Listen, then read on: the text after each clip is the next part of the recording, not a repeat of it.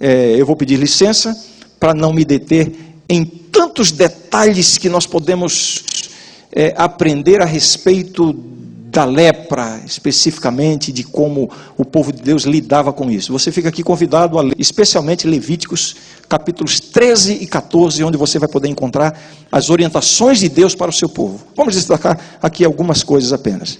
Então vamos lá, algumas informações sobre essa história. Este é um dos 17 milagres de cura registrados nos evangelhos. Dos 35 milagres registrados, operados por Jesus nos evangelhos, 17 são de cura. Este daqui é um deles. Este relato da cura do leproso é o primeiro dos 2 relatos de cura de lepra nos evangelhos. Em apenas 2 ocasiões registradas nos evangelhos, eu digo registradas porque é possível que Jesus tenha curado, é possível? Não, certamente, temos uma indicação disso no próprio evangelho, de que Jesus curou leprosos em outras circunstâncias.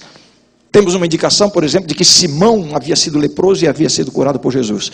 Mas o relato da cura de leprosos apenas em 2 ocasiões. Este daqui é o primeiro dos relatos. O segundo foi a cura dos 10 leprosos. Nós conhecemos a história, está ali no Evangelho de São Lucas, capítulo 17. Essa história que nós lemos está relatada nos 3 evangelhos sinóticos, Mateus, Marcos e Lucas. Eu estou aqui dando informações sobre o milagre. Por sua vez, a outra história de cura de leprosos, dos 10 leprosos, encontra-se apenas no Evangelho de Lucas.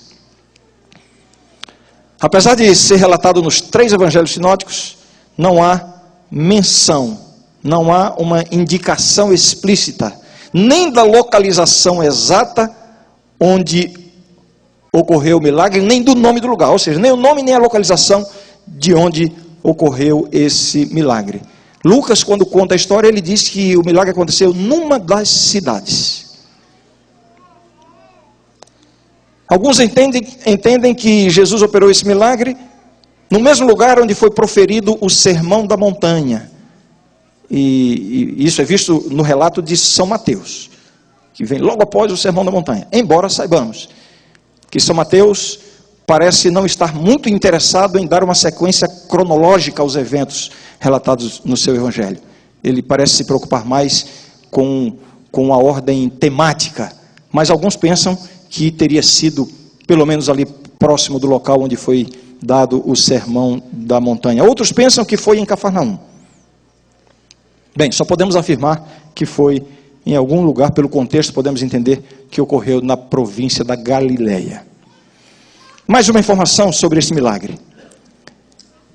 Este é um dos 5 milagres registrados nos quais Jesus ordena que não haja divulgação. Jesus opera a cura e depois diz: não conte para ninguém, não fale, cale-se. E nesse caso aqui, a advertência de Jesus, a ordem de Jesus é dada de forma muito clara, explícita e veemente. Se não me engano, vamos ver aí como é que Jesus disse. Verso 44, ele disse: olha, não digas nada a ninguém. Quando eu era criança, e minha mãe e meu pai iam me dizer alguma coisa, e quando eles começavam dizendo assim: olha, eu já sabia que a ordem era para ser obedecida. Ou quando terminava de dar a ordem: olha lá. Bem, eu não estou insinuando que Jesus usou esse mesmo tom aqui, mas de alguma forma essa expressão indica a ênfase que Jesus deu para que o leproso não divulgasse. Como eu disse, foram 5 vezes em que Jesus, após operar o milagre, ele ordena que não haja divulgação. Para quem se interessar em desenvolver e estudar melhor o assunto, vou citar aqui as 5 vezes.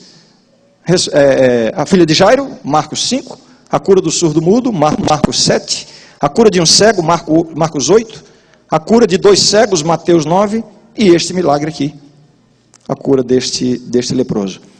Há outras ocasiões em que Jesus também ordenou que não dissesse até para os demônios, mas não foi situações de cura. Então essas são algumas informações sobre o milagre.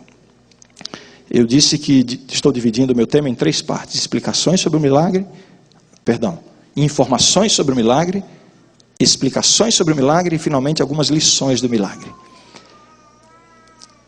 Semana passada, no meu sermão, eu citei aqui o curto sermão de Maria, não foi?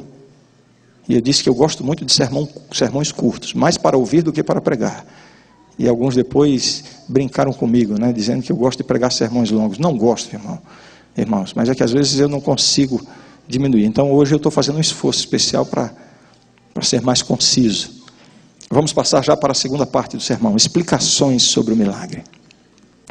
Para a gente entender o significado do que Jesus fez na vida desse leproso, a gente precisa entender algumas coisas, especialmente sobre a lepra naquele contexto. A ação da lepra sobre o corpo de uma pessoa. E qual o simbolismo que isso representa em relação à vida espiritual. Não sei se você sabe, eu acho que a maioria das pessoas aqui sabe disso. Uma das principais características da lepra ou da hanseníase é que ela elimina os meios de transmissão de dor. Uma pessoa que contrai a lepra, o doutor Alexandre aqui como médico está afirmando aqui, então isso me dá mais segurança em dizer isso. De fato, a ação da lepra vai eliminando os meios de transmissão de dor. Ela torna o seu portador insensível. Nós sabemos que a lepra vai provocando mutilações, orelha, nariz, dedos, partes dos dedos, das partes periféricas. E alguns atribuem essas mutilações mais ao fato de a pessoa não sentir dores do que a qualquer outra coisa. Facilmente, uma pessoa que é portadora dessa doença, ela, por exemplo, pode lavar o rosto com uma água que está com uma temperatura altíssima e não sente isso. Portanto, vai provocar sérios ferimentos em si mesma. Machucam os dedos, cortes nas partes periféricas e começa a haver mutilações em seu organismo, porque a lepra torna o seu portador insensível. A pessoa vai sendo mutilada sem sentir nenhuma dor. De todas as doenças e deficiências que Jesus curou, e foram muitas, cegos, aleijados, surdos, paralíticos, provavelmente até insanidade mental, a lepra era a mais desesperadora de todas elas. Porque além de ser considerada incurável, ela lançava a sua vítima numa condição de completa rejeição social. Uma pessoa, quando era diagnosticada com essa doença, pelos sacerdotes nos tempos bíblicos, essa pessoa era imediatamente banida da convivência com a família, com a sociedade. Em muitas cidades havia um lugar reservado para que os leprosos pudessem ficar vivendo ali. Imaginem, irmãos, o sofrimento, a dor, a angústia que isso trazia. E isso se aplicava inclusive aos reis. Um rei que era diagnosticado com essa enfermidade, com a lepra, da mesma forma ele tinha que renunciar ao cetro, e era igualmente banido da convivência com a sua família, dos seus. Ele não podia se aproximar das pessoas. Quando um leproso se aproximava de algum lugar onde havia outras pessoas, ele era obrigado, pela lei, era obrigado a anunciar a sua própria condição. E gritar bem alto: imundo, imundo. Eu não sei quantos aqui conseguem imaginar o dano psicológico, emocional, enfim, que essa condição provocava no portador da doença. Portanto, exatamente por essas razões, a lepra era, no contexto bíblico, a doença mais desesperadora.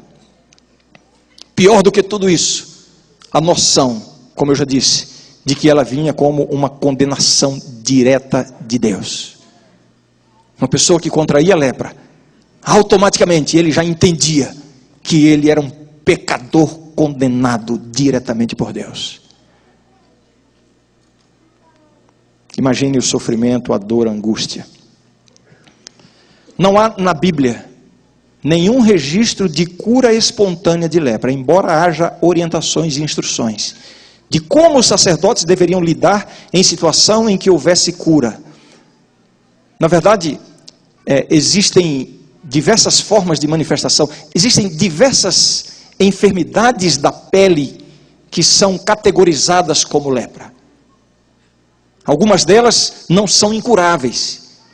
Então havia instruções no Antigo Testamento de como lidar em caso de uma pessoa, após algum tempo banida e diagnosticada com a lepra, se apresentar novamente ao sacerdote e então ser visto ali que ele estava num processo de cura e que já não estava mais no estágio de contaminação. O sacerdote o declarava limpo, havia um processo, um cerimonial de purificação e ele voltava à convivência dos seus. Embora haja essas instruções na Bíblia, mas não há nenhuma menção de um caso específico de que isso tivesse ocorrido, de forma espontânea ou mesmo mediante um tratamento.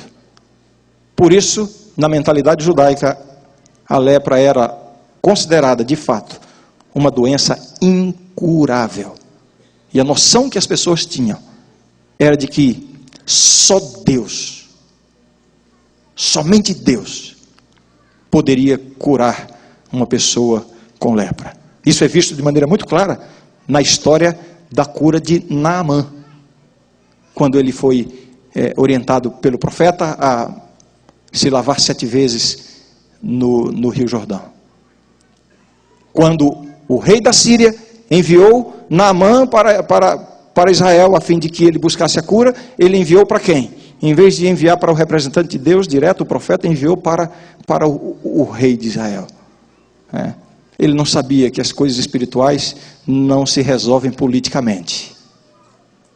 E tem muita gente que ainda não sabe hoje. Ele enviou, e vejam só a resposta do rei de Israel.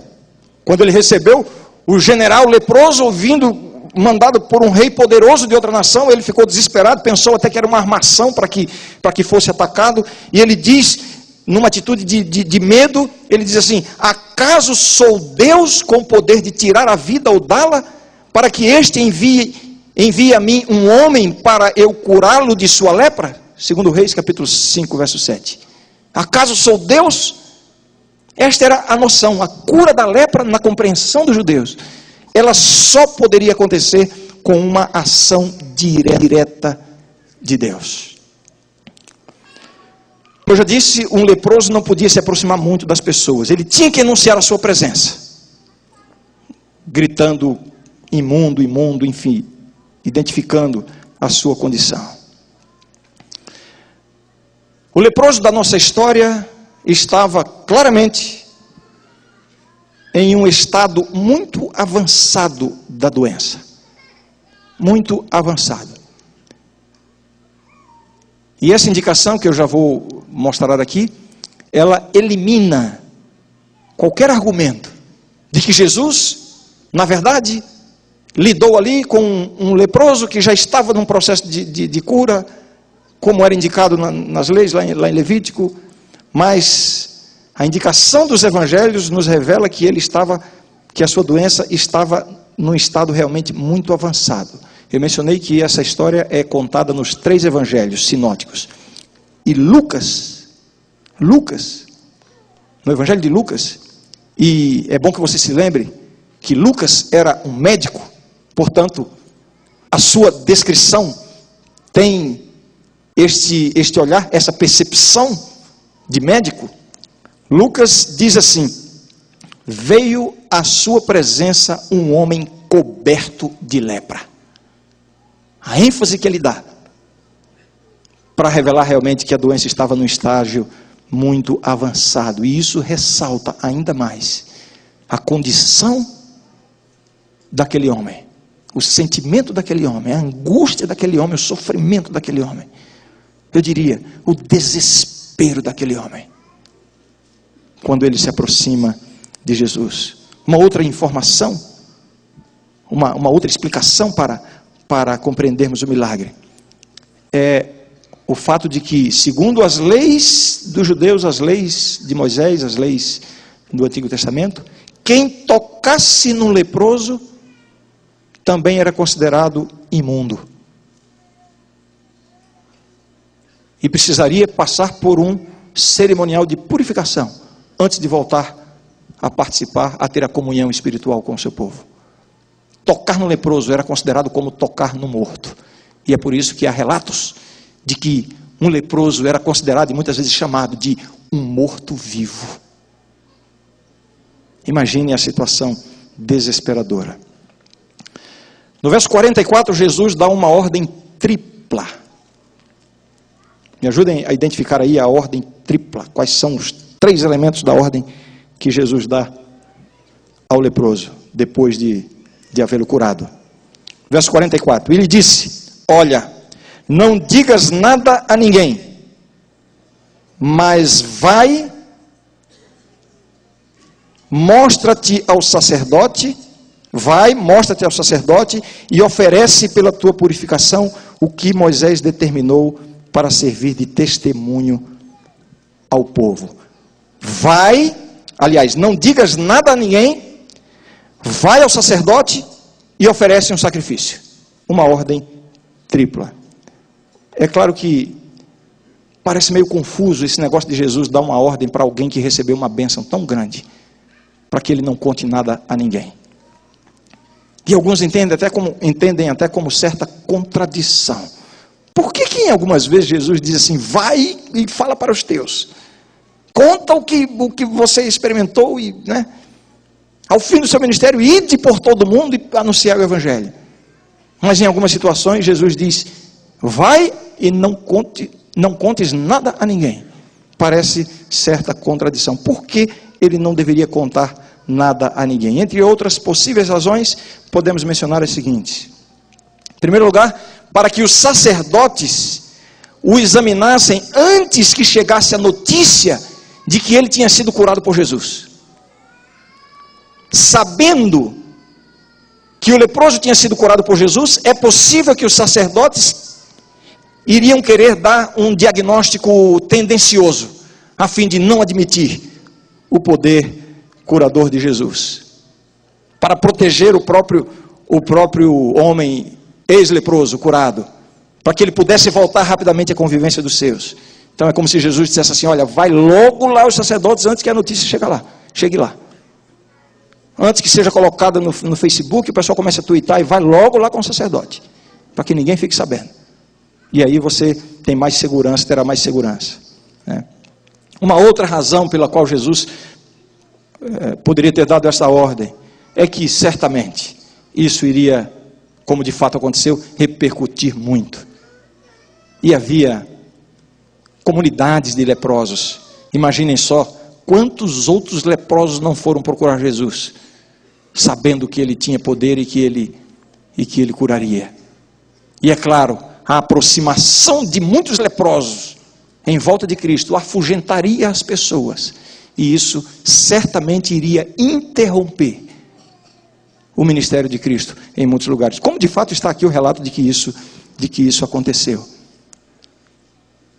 E também porque a divulgação de um milagre como esses iria atrair muitas pessoas a Cristo, mas pela motivação errada. Qual é a motivação errada, irmãos? Ir a Jesus somente para resolver os problemas. Eu acho que aqui já fica implícita uma lição importante para nós. Quão devotos, quão fervorosos, quão dedicados, quão piedosos nós somos, quando estamos vivendo uma crise, quando estamos no fundo do poço, quando estamos passando pelo fogo da provação. Mas infelizmente, em muitos casos, quão rapidamente esta devoção, esta piedade, este fervor desaparecem quando a lepra é curada. Jesus não queria que simplesmente a possibilidade de ter os seus problemas resolvidos, que esta fosse a principal motivação para atrair pessoas a si. Por isso, circunstancialmente, em algumas ocasiões ele diz: não conte nada para ninguém. Havia uma razão para isso. E eu já queria, antes de passar para a última parte, onde nós vamos dedicar um tempinho para analisar algumas lições dessa história, eu já queria destacar uma outra lição aqui. A disposição de Jesus de aceitar alguém numa condição tão deplorável como essa. Interessante é que Marcos é o único dos evangelhos sinóticos que relatam a história. Ele é o único que registra explicitamente a desobediência do leproso curado. Ele desobedeceu. Alguém diria, mas não dava para ficar calado. E a gente, não sei como dizer, parece que essa desobediência aqui pode ser facilmente justificada. O que me dizem vocês? Já pensou uma pessoa naquela condição de desespero, de angústia, de sofrimento, a vida havia acabado para ele, provavelmente há pelo menos alguns anos, pelo estágio em que a doença se encontrava. Agora ser curado e depois ir até o sacerdote distante, passar pelos amigos, passar por pessoas, por vilarejos, por lugares onde havia pessoas conhecidas, pessoas que já o tinham visto gritando imundo, imundo. O desejo agora de poder gritar, olha, eu estou limpo. Parece que é justificar, pode-se justificar esta desobediência. Mas o próprio relato demonstra o prejuízo que essa desobediência trouxe para o ministério de Cristo. Qual é a lição que podemos destacar aqui? É que a desobediência sempre trará prejuízos. Por mais que haja aparentes justificativas para ela, por mais que a intenção seja a melhor para desobedecer, se é que isso é possível, a desobediência a Deus sempre trará prejuízos. Para extrairmos agora algumas outras lições do milagre, que é a parte final da minha mensagem, a gente precisa entender o seguinte, que o Evangelho de Marcos é chamado por alguns de o livro dos milagres, ou considerado um livro de milagres. Marcos se dedica mais aos milagres de Jesus do que aos sermões de Jesus. Isso não significa que Marcos não contenha, que o Evangelho não contenha ensinamentos. Sim, contém muitos. Inclusive, através dos relatos dos milagres que Jesus operou. Cada milagre, cada história de milagre, cada relato de milagre, é na verdade uma parábola viva, carregada de ensinamentos. É como se Jesus estivesse pregando um sermão, através da realização desse milagre. Quando Jesus cura um cego, este é um sermão de que ele, Jesus, é a luz do mundo, capaz de iluminar o coração, a alma que está em trevas. É um sermão, o milagre é uma parábola que ensina, ou que encerra profundas lições. Quando Jesus acalma a tempestade, não é apenas uma história para revelar o poder de Deus, mas é uma parábola, é uma ilustração de que Jesus tem absoluto controle sobre todas as forças da natureza e da nossa vida, e que somente Ele pode trazer paz e calma à existência humana. Cada milagre de Jesus, na verdade, é um sermão em forma de parábola. Quando Jesus alimenta uma multidão, sejam os 5.000 homens, além de mulheres e crianças, sejam os 4.000, além de mulheres e crianças. Quando Jesus multiplica os pães e alimenta multidões, Ele com isso está pregando um sermão de que Ele é o pão da vida. O único capaz de alimentar e satisfazer a alma faminta. Cada milagre de Jesus nos evangelhos, isso se nota de maneira destacada em Marcos, cada milagre é um sermão, uma parábola que traz ensinamentos. É dessa perspectiva que nós precisamos olhar, ler e entender o milagre da cura do leproso. Quando Jesus cura este leproso, Ele está pregando um sermão, Ele está revelando como é que Ele lida com o pecado e com o pecador arrependido. Essa é a perspectiva da qual precisamos ver o milagre. Vejamos algumas lições, além das que já foram mencionadas, algumas lições que podemos extrair dessa história. Primeiramente, devemos considerar a lepra como um símbolo do pecado. E é isso que significa no contexto bíblico. A lepra é a enfermidade que melhor representa o pecado e os efeitos do pecado sobre a alma humana. Assim como a lepra, o pecado também tem um período de incubação. No caso da lepra pode durar de 6 meses a 6 anos. É claro que com o pecado não há um tempo definido. A doença do pecado. Vejam, irmãos, eu não estou me referindo aqui à condição pecaminosa do ser humano, à natureza pecaminosa, da qual todos nós somos participantes e herdeiros. Eu estou falando aqui do pecado como uma lepra, o pecado que contamina, que destrói, o pecado deliberado, o pecado consciente. É uma verdadeira lepra. Ele tem um período de incubação, e quando ele se manifesta, assim como a lepra, interessante que eu poderia até ter trazido aqui algumas imagens que encontrei na internet, de pessoas com lepra. Ela começa com uma pequena mancha na pele, uma pequena mancha, aparentemente inofensiva, mas vai crescendo, vai se espalhando, até finalmente corromper todas as áreas do corpo. É isso o que o pecado faz com a alma humana. Como é perigoso quando nós estamos permitindo, ou nos permitindo conviver com um pecado. Algo que pode ser aparentemente inofensivo. E sempre vem aquela desculpa que damos para nós mesmos. Isso aqui é uma coisa simples. Logo, logo eu vou resolver esse problema. É o início de uma lepra. Vai se espalhando. Irmãos, o pecado, ele não estanca o seu curso. E outra coisa, um pecado na vida nunca fica sozinho.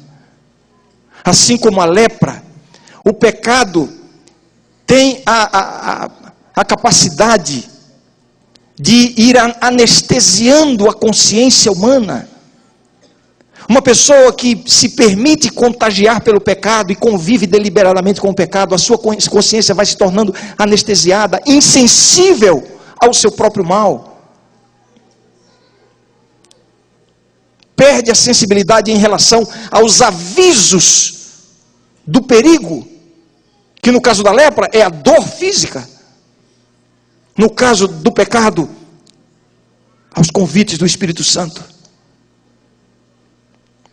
É a forma como Deus toca, tenta mostrar, tenta revelar. Mas a convivência deliberada vai anestesiando a consciência. É uma verdadeira lepra. Com relação à atitude do leproso, também podemos tirar algumas lições. Na verdade, eu diria que essa é a parte principal que eu quero compartilhar com você. E como eu disse no começo, evidentemente eu não tenho ninguém, claro que não tenho ninguém especificamente em minha mente para dirigir essas palavras, claro que não. Se tivesse, seria eu mesmo. A atitude, se você se encontra nessa condição de leproso, se você está tendo uma vida dupla, se você está permitindo que um pecado permaneça no seu coração, talvez ninguém saiba ainda, talvez a mancha não esteja ainda visível, mas ele está fazendo o seu curso na sua mente, no seu coração, na sua consciência, e você está permitindo isso. Eu queria convidar você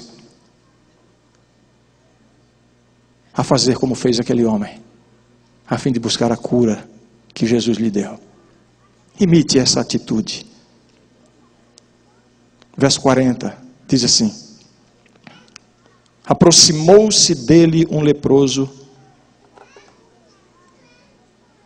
rogando-lhe de joelhos: se quiseres, podes purificar-me.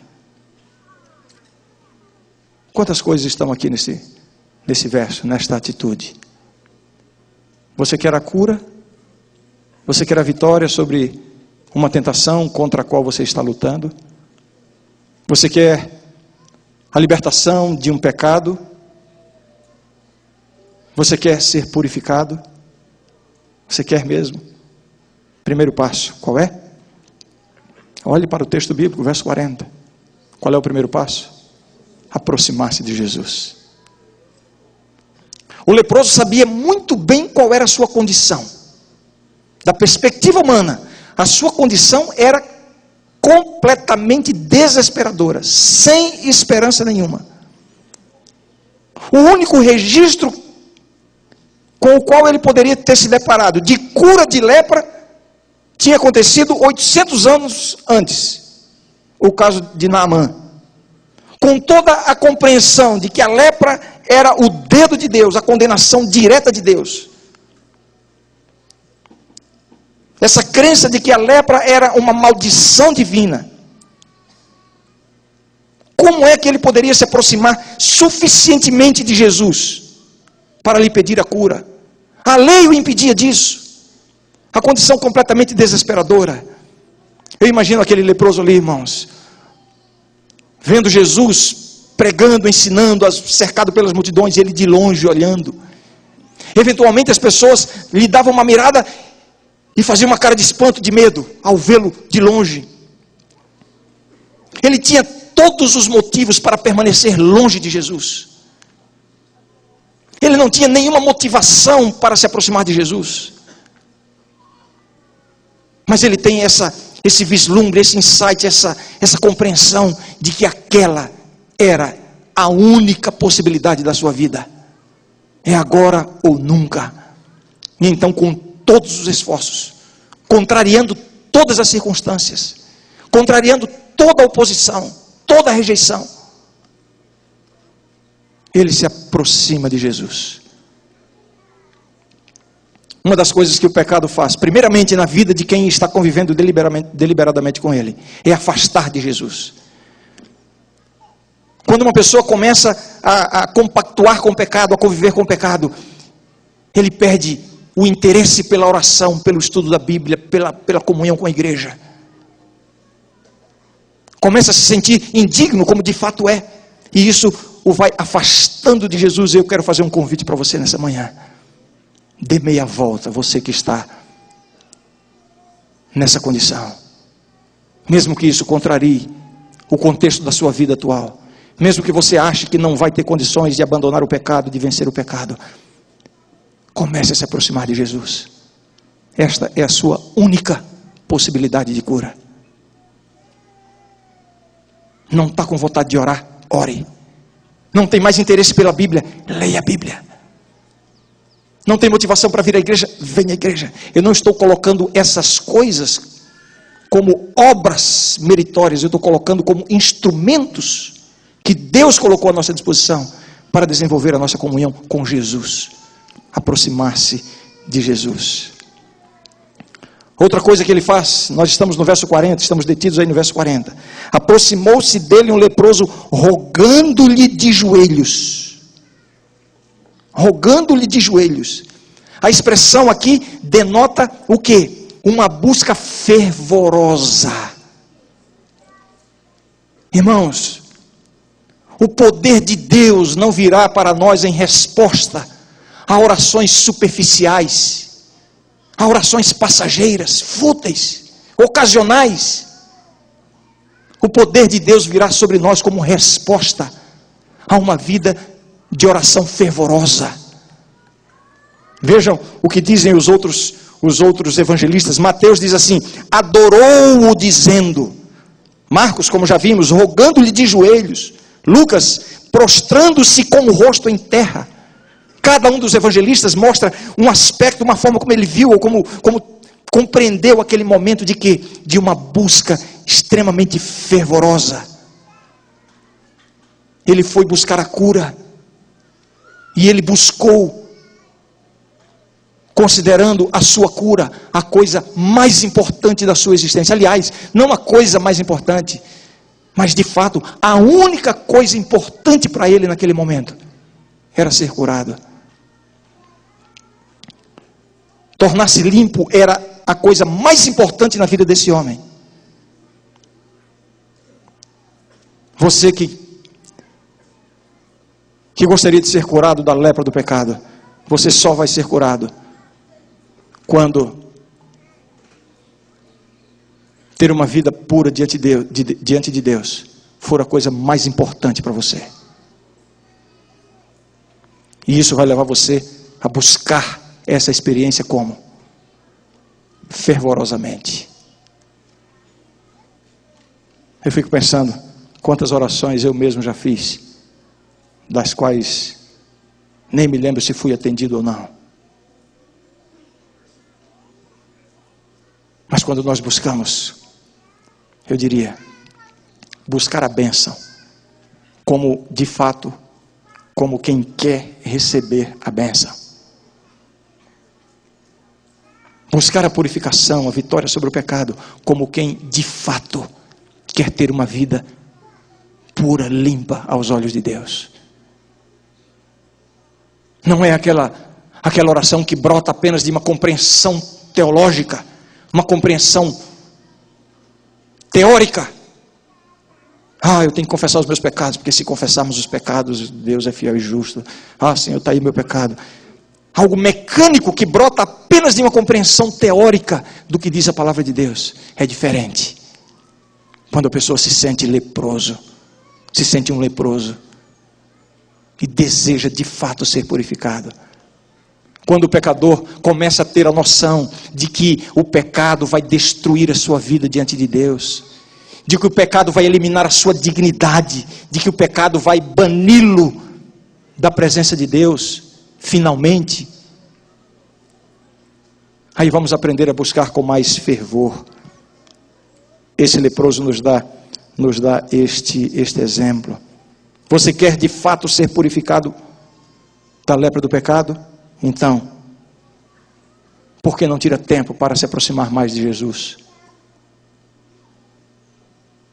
Então é porque você não quer de fato ser purificado. Você quer de fato ser purificado do pecado? Então porque você ainda permite que tanta sujeira entre na sua mente, através do que você vê, através do que você ouve, do que você lê, dos lugares que você frequenta? É assim que você quer ser purificado? Vivendo no meio da sujeira? A atitude desse leproso nos ensina essa lição: aproximar-se de Jesus, sair da sujeira, ir a Cristo e buscar fervorosamente. A sua atitude revela algo mais ainda. Estamos aqui no verso 40.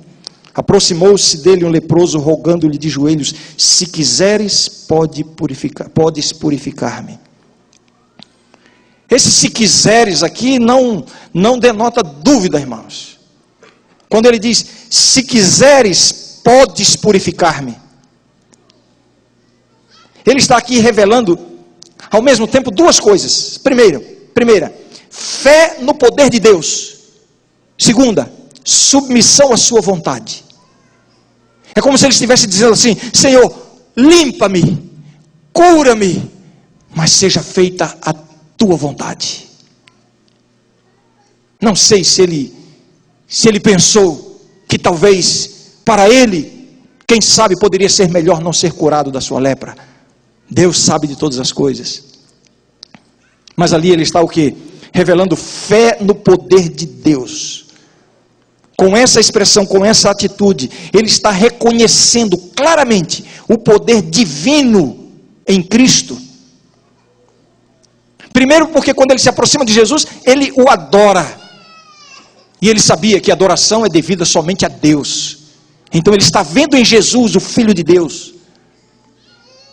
E quando ele diz, se quiseres, podes tornar-me limpo. Qual era a compreensão dos judeus em relação à cura da lepra? Somente Deus pode curar. O rei de Israel diz, mas o que esse rei está mandando esse sujeito leproso aqui? Acaso eu sou Deus que possa dar vida ou tirar a vida, ou que possa curar um leproso? Quando ele diz assim, se quiseres, podes curar-me. Em outras palavras, ele está dizendo, eu sei que tu és Deus. Ele adora a Jesus.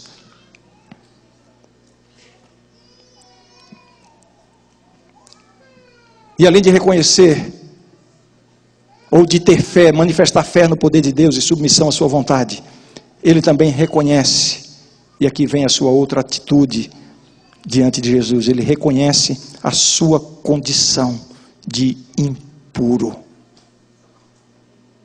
Se quiseres, podes purificar-me. Interessante, ele não está dizendo, podes curar-me.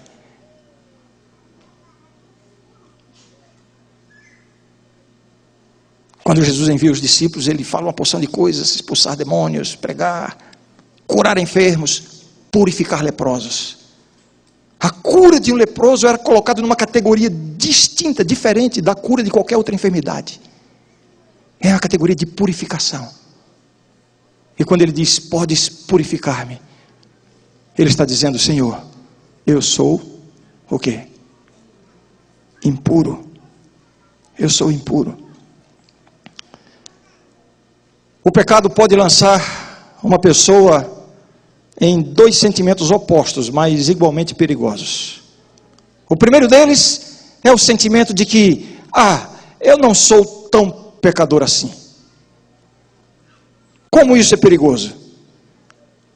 Não há nada de errado comigo, ou pelo menos não há nada de muito errado comigo. Olha lá o fulano, olha lá o ciclano, olha lá o pastor tal, olha lá a irmã, olha. Então eu até que estou acima da média. Eu já ouvi várias vezes pessoas dizendo isso.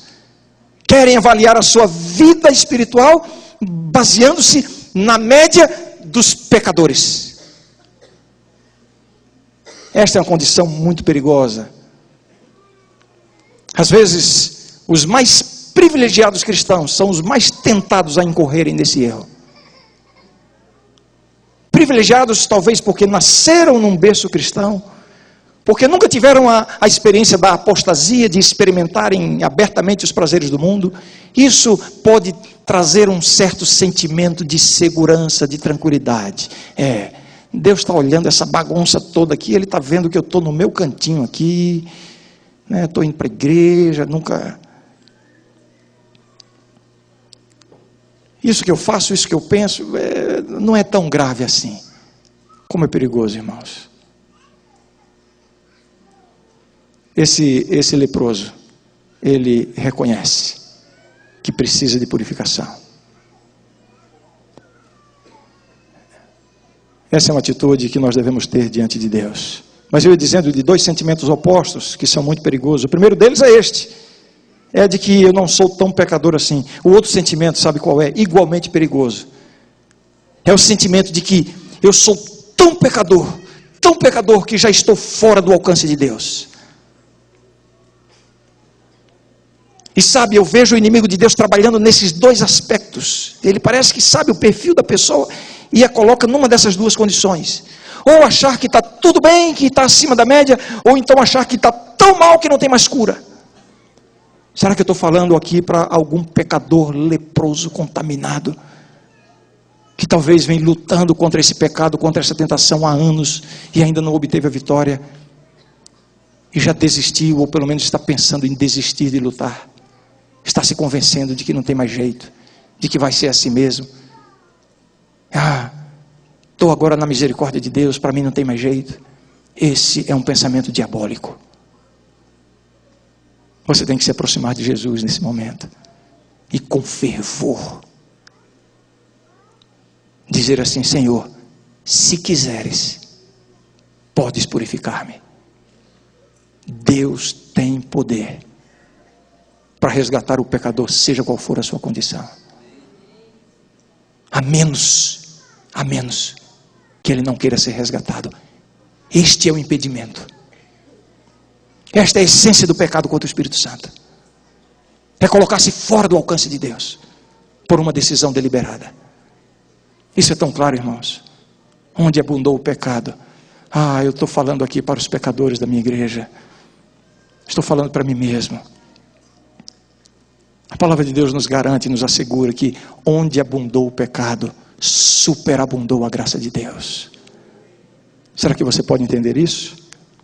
É por isso que ele reconhece a sua condição. Esta é a atitude do leproso. Aproxima-se de Jesus, busca a purificação fervorosamente, crê no poder divino de Cristo e se submete à sua vontade, reconhece a sua necessidade, a sua condição de impuro. E somente mais um breve comentário sobre a expressão, se quiseres. Se quiseres. Qual foi a resposta imediata de Jesus? Qual foi a resposta imediata de Jesus? Eu quero. Antes de curar, Jesus lhe deu a garantia, eu quero. Há muitas coisas que nós pedimos a Deus e que não podemos ter a segurança, sobre as quais não podemos ter a segurança de que seremos atendidos. Porque pode ser que não esteja de acordo com a vontade de Deus. Até mesmo coisas boas em si, coisas que em si mesmas são boas, podem não estar de acordo com o plano de Deus para a nossa vida. Em relação, principalmente, a coisas materiais, circunstâncias da vida, essas coisas. Nós oramos e pedimos, mas é natural que fique uma dúvida, talvez não seja a vontade de Deus. Senhor, faça-se a tua vontade. Agora, se há uma oração que você não precisa ter essa dúvida, ou seja, que você pode ter a certeza de que Deus quer, é quando você busca bênçãos espirituais. Quando você busca o perdão pelos pecados. Não precisa ter receio de que Deus quer perdoar você, porque é o que Deus mais quer. Quando você busca uma vitória sobre uma tentação, quando você busca uma transformação interior, você pode ter a certeza que a resposta de Jesus sempre vai ser qual? Eu quero. Eu quero. Uau, meu tempo já foi embora, há muito tempo. Eu vou comentar rapidamente sobre a resposta de Jesus. Verso 41. Jesus, profundamente compadecido, estendeu a mão, tocou e disse-lhe: quero, fica limpo. Comentários rápidos. Jesus, profundamente compadecido. Isso aqui não é apenas uma certa empatia. O termo usado aqui no original dá a ideia de uma dor nas vísceras. Não é um sentimento que nós usaríamos a metáfora do coração. Se fôssemos usar uma metáfora assim, diríamos, ele sentiu com o estômago.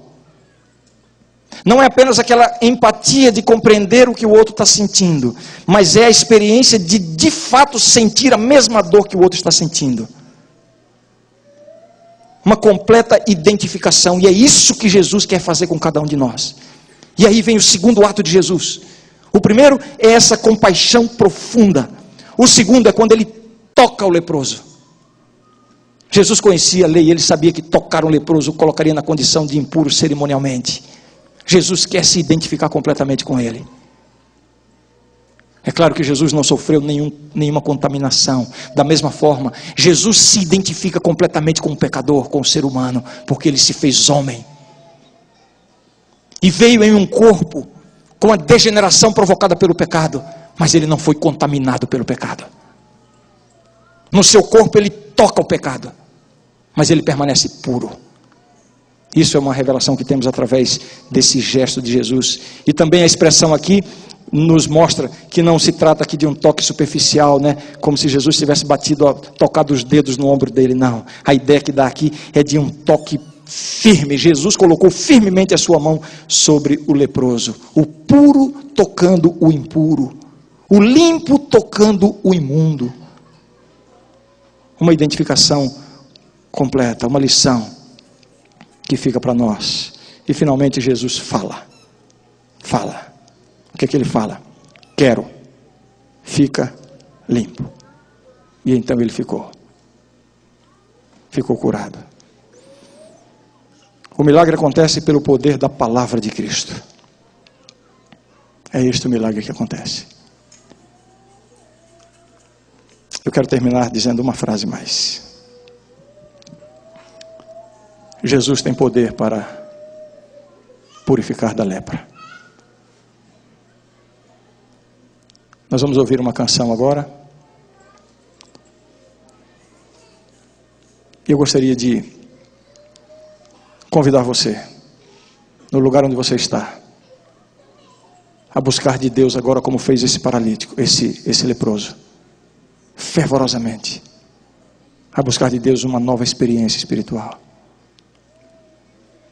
Será que tem alguém aqui que está precisando tomar uma decisão radical na sua vida, em relação a um comportamento, a uma atitude, a um pensamento, a um relacionamento, a um procedimento no seu trabalho, nos seus estudos?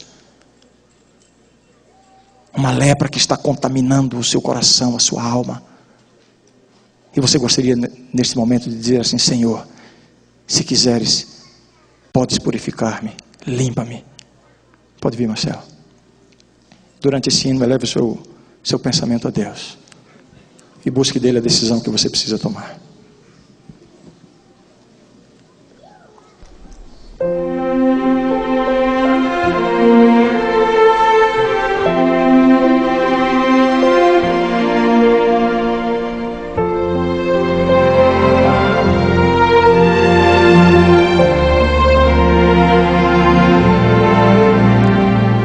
Cristo conhece o meu coração,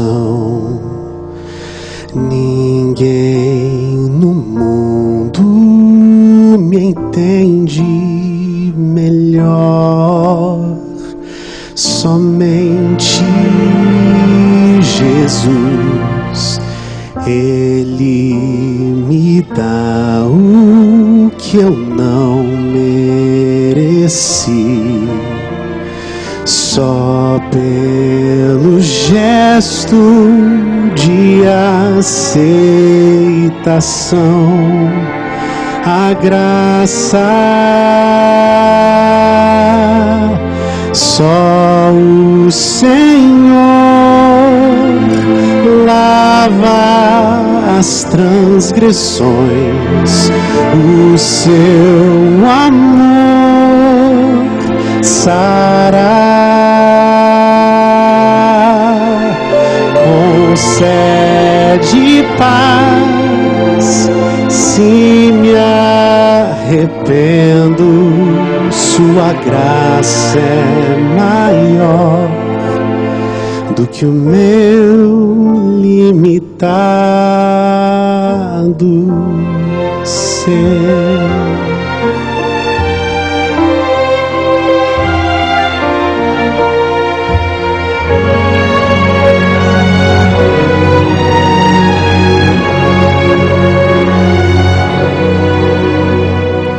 Mesmo que o mal roube o pouco que sou, mesmo que os outros não vejam em mim reflexo do céu, Cristo me vê bem além de onde estou, só pelo meu gesto de aceitação, a graça, só o Senhor lava as transgressões, o seu amor sará, concede paz se me arrependo, sua graça é maior do que o meu limitado ser. Não há escuridão perto de Cristo, Ele é fonte de poder.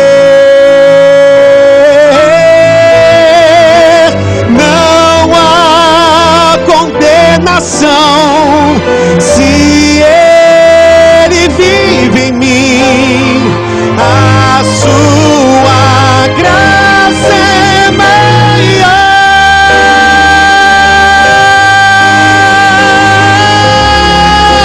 O Senhor lava as transgressões, o seu amor sará, concede paz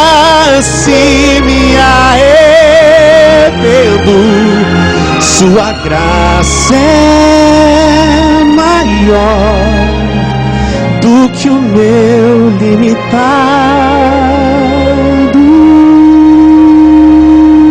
ser.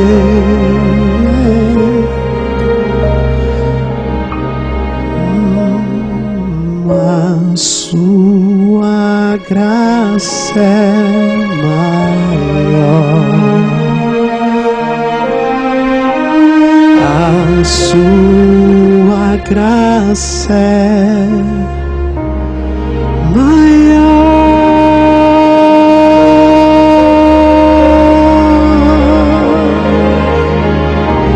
A sua graça é maior.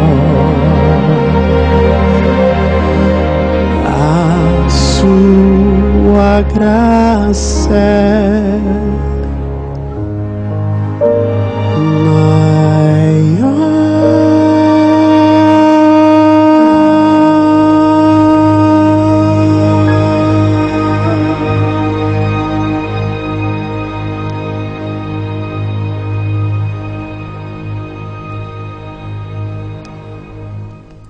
Santo Deus, a nossa confiança, Senhor, repousa unicamente na certeza de que Tua graça é maior, maior do que nós mesmos, maior do que os nossos pecados. Somente em Tua graça podemos encontrar perdão, restauração, purificação. A minha súplica nesse momento, Senhor, em favor da Tua igreja reunida aqui, é que o Teu poder transformador seja exercido poderosamente e abundantemente na vida de todos nós, especialmente, Senhor, aqueles que estão sendo vitimados por um pecado deliberado, aqueles que estão cedendo, condescendendo com uma tentação, aqueles que estão precisando urgentemente começar um processo de purificação do seu ser. Alcança especialmente essas pessoas, Senhor. Nos colocamos inteiramente em Tuas mãos, sob os Teus cuidados. Agradecemos por tudo, em nome e por amor de Jesus. Amém, Senhor. Amém.